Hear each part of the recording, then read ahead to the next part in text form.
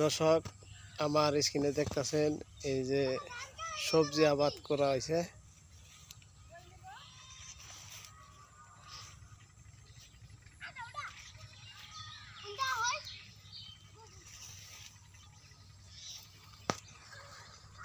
মিলন কাকা অনেক কই গেছিলেন?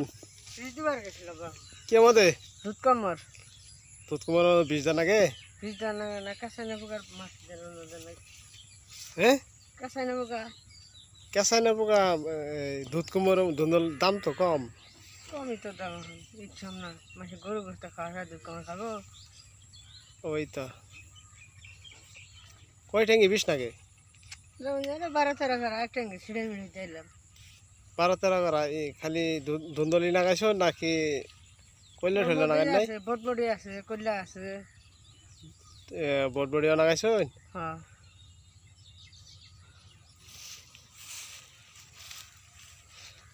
দর্শক ইনি মিলন চাচা। আপনারা এক ভাই রাজশাহীতে কমেন্ট করছিলেন মিলন চাচার জন্য।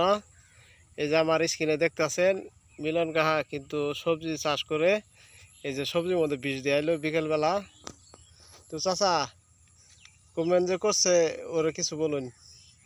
যে ভাই কমেন্ট করছে সবার আমার বলার মধ্যে আরো যেমন কমেন্ট করে, কারণ কৃষি দিবা নিছি এটা কোনো না এই যে কি করে টিকটক না, এটা কিন্তু টিকটক নাকি এটা কৃষি চ্যানেল, কৃষি দিবানিশি চ্যানেল, কৃষি নিয়ে গবেষণা করে।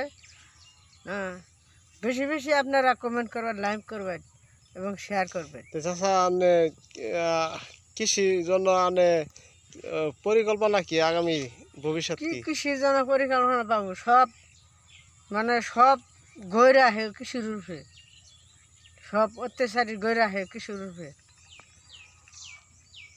দর্শক ইনির কথা আপনারা শুনলেন জানলেন।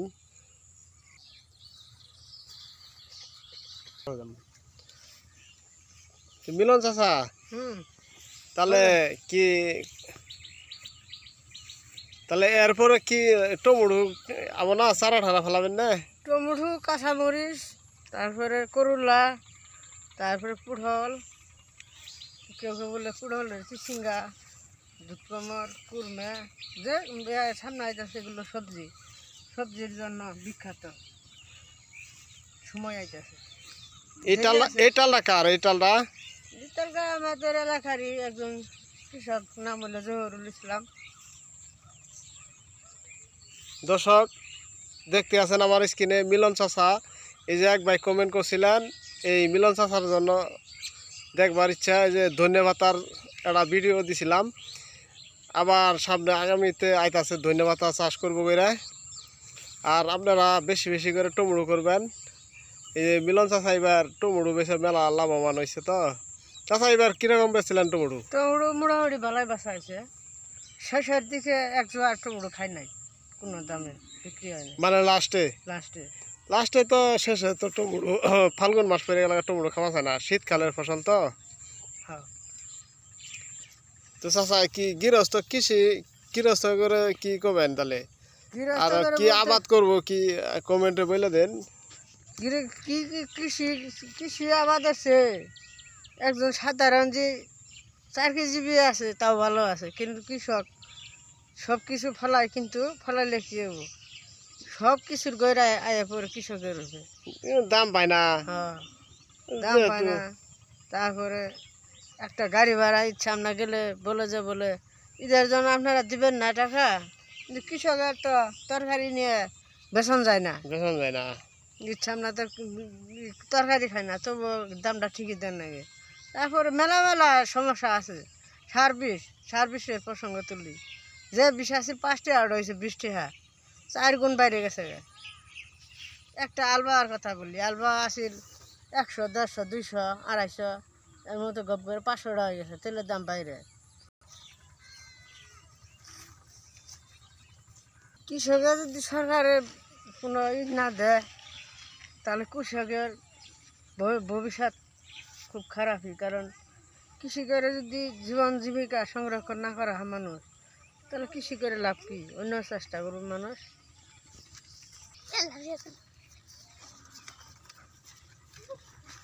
পরিকল্পনা সবজি চাষ করার নাও একটু একটু করে ধান নাগার নাও পাশাপাশি সবজি চাষ করার নাও। সবজি চাষ করে নেবো। হ্যাঁ যেটা করে শিখছি এটা করার নাও। এছাড়া তো উপায় নাই, গৃহস্থ মানুষ গৃহস্থগিরি করতেই হবে। হ্যাঁ টালা তো খুব সুন্দর দেখা যাইতেছে। ফল নাই তেমন, ফলের মিহি লক্ষ্য করুন তেমন ফল নাই। ফল নাই।